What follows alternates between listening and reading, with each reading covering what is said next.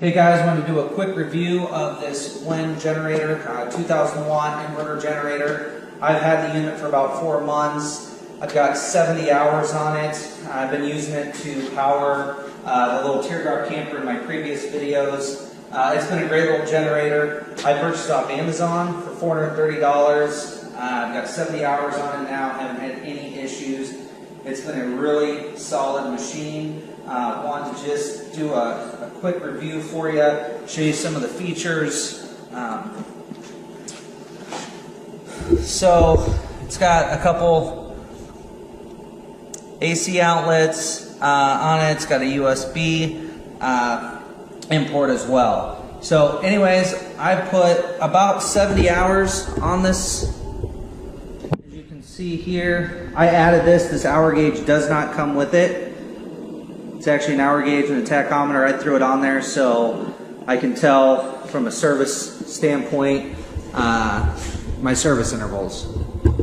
So anyways, I would recommend this generator. I've used it to power about a 500 watt heater. I've used it to power an AC unit in the camper. It'll basically power everything we have.